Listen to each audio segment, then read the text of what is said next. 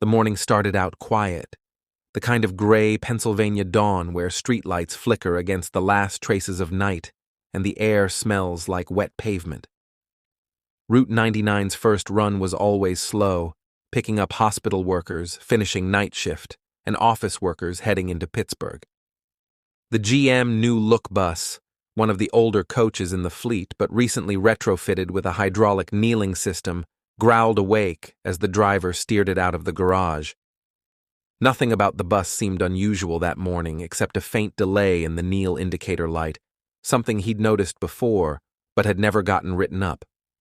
Mechanics were always behind, always patching what they could to keep the fleet rolling. By the time the bus eased into the South Hills, the seats were half full. A college student with headphones, a mother with 2 grocery bags, a retired steel worker reading a folded newspaper.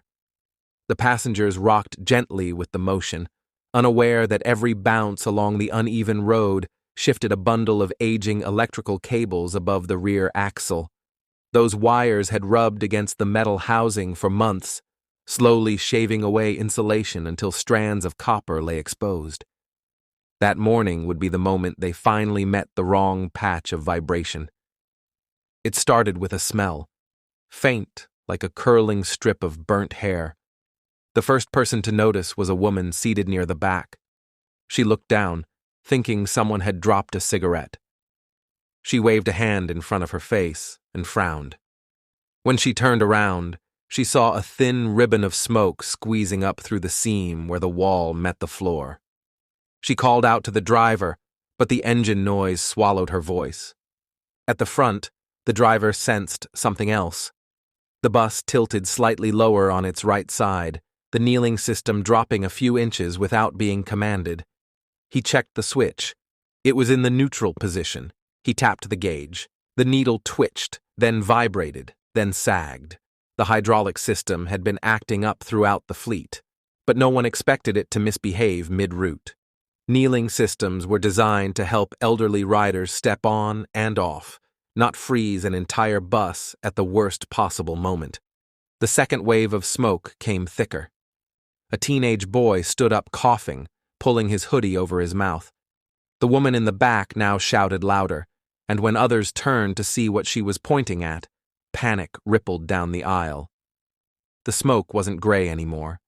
It was black, heavy, with that unmistakable chemical bite of electrical fire. The driver jerked the wheel and pulled toward the curb. He hit the door switch. Nothing happened. He hit it again, harder. The light on the dashboard flashed. The bus was in a kneeling fault. The doors would not open until the suspension fully lifted, and the suspension wasn't lifting at all. The entire hydraulic system had locked itself in a half-lowered stance. The bus had effectively knelt and wouldn't stand back up. Passengers rushed toward the front. The air thickened so quickly that people blinked through tears. Someone stumbled over a seat frame.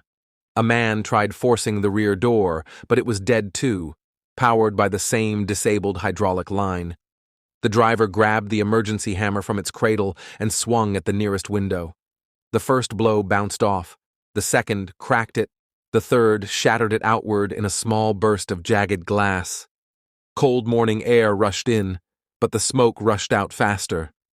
At the back of the bus, flames curled out from beneath the last row of seats.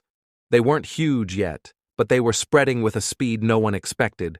The wiring harness above the hydraulic pump had erupted into an electrical arc that spat molten metal and ignited the rubber flooring. Old vinyl seats burned quickly, releasing toxic fumes. The aisle became streaked with burning debris. Cars were honking and pulling over outside. A man in a delivery truck jumped out and ran to the shattered window. He reached inside, grabbing the arm of the teenage boy and hauling him through the frame. The boy's jacket ripped, but he landed safely on the pavement. Others lined up behind him, coughing, screaming, pushing toward the escape route. The driver was still fighting the front doors. Smoke poured over his shoulders, and flames were now visible in the mirror. Someone outside rushed forward with a tire iron and jammed it between the rubber seals of the front doors. Another bystander pushed behind him. The metal bent a fraction. They pulled again, straining against reinforced hinges not designed to open manually. Inside, time lost meaning. The passengers were choking. Heat pushed down from the ceiling, making it hard to stand. A woman collapsed near the middle row, and the steelworker lifted her under the arms, dragging her toward the front. Her shoes slipped over the melting floor tiles.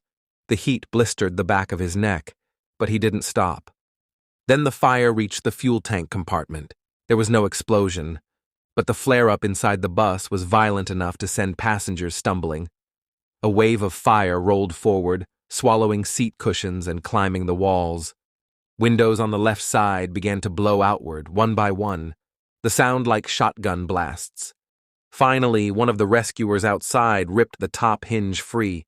The front doors snapped outward an inch, then two, then swung wide enough for a person to squeeze through. The steelworker pushed the unconscious woman out first. Others surged behind him, hands grabbing the arms of rescuers, feet slipping on the damp pavement, the world spinning in a haze of heat and smoke. The last passenger stumbled off just as flames poured over the farebox. The driver hesitated, checking the aisle one final time, then jumped through the doorway and fell onto the sidewalk. A second later, the interior of the bus flashed over in a roaring wave of fire that consumed everything combustible inside. Firefighters arrived within minutes, but the damage was complete. The bus burned to a skeletal frame. Only the steel rails of the seats remained. Investigators discovered what transit workers had feared all along. The kneeling system's faulty pressure valve had locked the suspension mid-motion, disabling the doors. The wiring harness above the pump showed years of chafing. A note in the maintenance log indicated a driver had reported flickering warning lights 2 weeks earlier, but the part had been backordered. The incident forced changes across Pennsylvania's transit fleet. Kneeling systems received new overrides. Emergency doors were retrofitted with manual releases independent of hydraulics. Electrical harness inspections became mandatory, not optional. But the survivors remembered only the panic inside that sealed metal box. The sound of fists pounding on glass, the sting of melting plastic, the choking darkness that fell far faster than anyone could believe. And the knowledge that what trapped them wasn't the fire, it was the system meant to help them board safely in the first place. Thank you for listening to Road to Ruins. Subscribe for more true stories where systems fail and people pay the price.